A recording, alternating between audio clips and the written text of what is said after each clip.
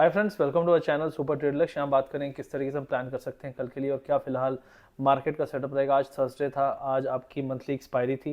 कल सेंसेक्स की एक्सपायरी है, तो क्या हो सकता है इस पे हम थोड़ा सा बात कर लेते हैं। अगर मार्केट को देखें तो एकदम फ्लैट बंद हुआ है। आज मार्केट में सिर्फ डिके हुआ है, डिके के अलावा आपको कुछ देखने को नहीं मिलेगा।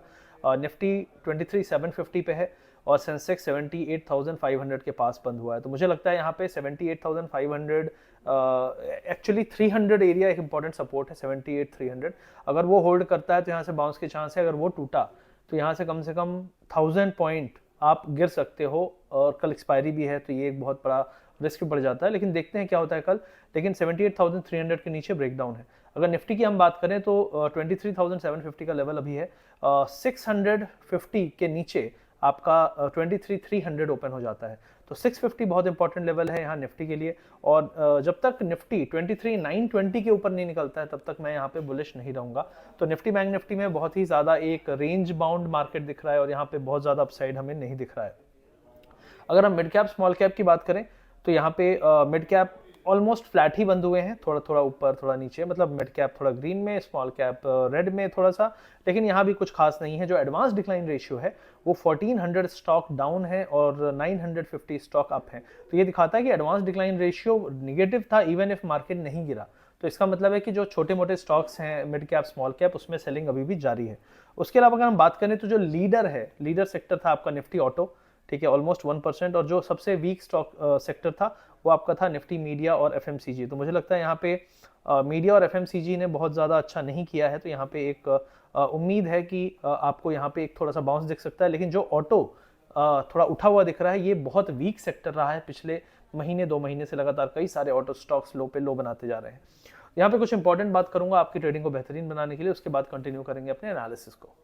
दोस्तों, जैसे कि निफ्टी बैंक निफ्टी का एनालिसिस मैं आपको करके दिखाता हूँ, सेंसेक्स का दिखाता हूँ, तो उसमें जो भी चार्ट एनालिसिस लगता है उसके लिए जो भी स्किल है वो तो आपको चाहिए। साथ में आपको चाहिए एक बहुत ही बेहतरीन टर्मिनल जहां पे आप अच्छे से ट्रेडिंग एग्जीक्यूट कर सकते हैं। मैं आपको बताना चाहता हूँ यहाँ पे ब्लिंकएक्स बाय जेएम फाइनेंशियल के बारे में, क्योंकि ब्लिंकएक्स एक बहुत ही एक्साइटिंग अनाउंसमेंट लेकर आया है जो ट्रेडिंग को और ज़्यादा कन्वीनियंट और अफोर्डेबल बनाता है।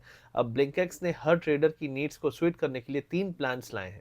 आप सिर्फ 249 रुपीज़ में 2 महीने का प्लान ले सकते हैं, 599 में 6 महीने का प्लान ले सकते हैं और 899 में पूरे 12 महीने का प्लान ले सकते हैं। इस प्लान के साथ आपको मिलता है unlimited trading in NSC FNO, equity delivery, equity intraday और आईपीओज विथ जीरो ब्रोकरेज। जी हाँ, बिल्कुल सही आपने सुना, जीरो ब्रोकरेज यहाँ पे लगने वाला है। और इतना ही नहीं, ब्लिंकएक्स के एडवांस फीचर आपकी ट्रेडिंग को सीमलेस और इजी बनाते हैं, जैसे कि customisable dashboard, super smart watch list, साथ ही एडवांस टूल जैसे कि स्ट्रैटेजी बिल्डर, ये सब अवेलेबल है यहाँ पे। चाहे आप शॉर्ट टर्म ट्रेडिंग करते हैं या फिर आप लॉन्ग टर्म इन्वेस्टिंग करते हैं, ब्लिंकएक्स हर स्टेप पे आपको एक सपोर्ट देता है। यहाँ तक कि जो डेडिकेटेड रिसर्च का इसमें ऑप्शन है वो भी आपको मिलता है। And not just this, Blinkx पर आपको मिलता है फ्री एक्सपर्ट रिसर्च कॉल्स। कहाँ बाय करना है, कहाँ सेल करना है, कहाँ पे टारगेट है आपका, कहाँ तक जा सकता है, ये सारी चीज़ें आपको हर रेगुलर अपडेट्स पे मिलते हैं। ये एक्सपर्ट रिसर्च बेस्ड होता है जो आपको इन्फॉर्म डिसीजन लेने में हेल्प करता है। ये एक कंप्लीट वन स्टॉप सोल्यूशन है जो आपको ज़रूर ट्राई करना चाहिए। यहाँ पे डिस्क्रिप्शन में मैं लिंक दे दूंगा, तो आप चेक कर सकते हैं ब्लिंकएक्स बाय जेएम फाइनेंशियल का लिंक, जहाँ से आप अकाउंट ओपन कर सकते हैं। डिस्क्रिप्शन में दिए गए लिंक पे भी क्लिक कर सकते हैं, पिन कमेंट में भी दे दूंगा। और यहाँ पे आपको अपनी ट्रेडिंग को ट्रांसफॉर्म करने का एक मौका मिल रहा है, तो ज़रूर ट्राई करिएगा ब्लिंकएक्स बाय जेएम फाइनेंशियल। आइए चलते हैं, बात करते हैं इस वीडियो में अपने एनालिसिस के बारे में, किस तरीके से आप बेटर एनालिसिस कर सकते हैं। यहाँ पे अगर हम यूएस मार्केट की बात करें तो यूएस मार्केट राइट नाउ थोड़ा सा फ्यूचर्स रेड में है। डाउ, एसएनपी और नैस्डैक तीनों रेड में हैं, तो ये थोड़ा सा यहाँ पे प्रेशर है। अगर हम बात करें यहाँ पे यूरोपियन मार्केट तो ऑलमोस्ट फ्लैटिश चल रहे हैं। यूएस में थोड़ा विक्स आपका उठा हुआ है। अगर हम यहाँ पे कमोडिटीज़ की बात करें कि किस तरीके से कमोडिटीज़ का सेटअप है, तो यहाँ पे गोल्ड फ्लैट चल रहा है, थोड़ा सा ग्रीन है। सिल्वर यहाँ पे एकदम फ्लैट चल रहा है। और उसके अलावा अगर हम बात करें ब्रेंट क्रूड ऑयल की बात मैंने की थी कि ईयर एंड में थोड़े ट्रैवल बढ़ते हैं तो थोड़ी सी डिमांड बढ़ती है, जिसके कारण क्रूड में आपको थोड़ी सी पॉजिटिविटी दिखेगी। वो 0.5% ग्रीन है। मेरा मानना है कि अगर इस सीजन में, पीक सीजन में भी क्रूड नहीं उठ रहा है तो यहाँ से जैसे ही 1-2 तारीख के बाद क्रूड में एक फॉल आ सकता है। और उसके अलावा अगर गोल्ड की बात करें तो गोल्ड भी मुझे यहाँ पे, मैं बहुत बुलिश नहीं हूँ।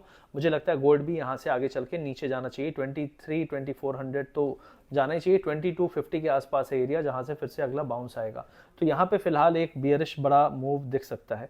अगर हम करेंसी की बात करें तो यहाँ पे करेंसी में आपका डॉलर इंडेक्स जो है अभी भी स्ट्रांग बना हुआ है। मैं वेट कर रहा हूँ कि जब तक डॉलर यहाँ से कमजोर नहीं होगा, आपका जो मार्केट्स हैं, एशियन मार्केट्स, वो बहुत अच्छा नहीं करेंगे। तो डॉलर यहाँ से क्या ट्रिगर होगा डॉलर के करने का, एक इन्फ्लेशन का डेटा हो सकता है कि इन्फ्लेशन कम हो, या फिर आपका मैन्युफैक्चरिंग सेक्टर या कोई डेटा आपका कमज़ोर आए और वो कमज़ोर ये बताए कि हाँ इकोनॉमी थोड़ा स्लो डाउन हो रही है। तो स्लो इकोनॉमी में डॉलर की स्ट्रेंथ थोड़ी सी गिरेगी, वहाँ से डॉलर गिर सकता है।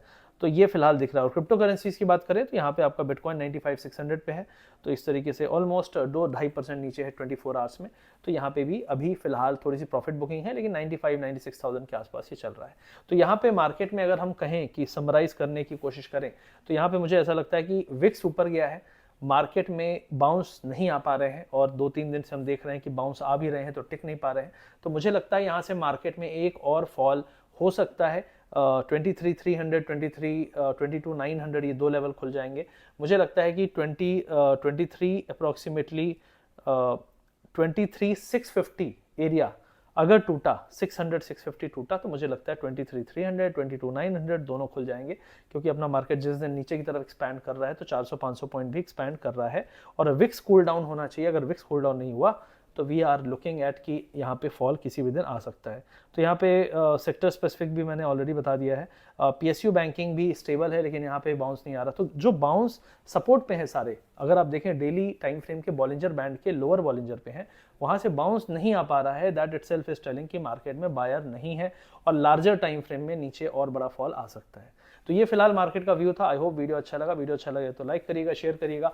वीडियो के पिन कमेंट डिस्क्रिप्शन को जरूर चेक कर लीजिएगा, लिंक वहाँ पे दिया हुआ है। मिलते हैं अगले वीडियो में। Thank you very much and keep watching.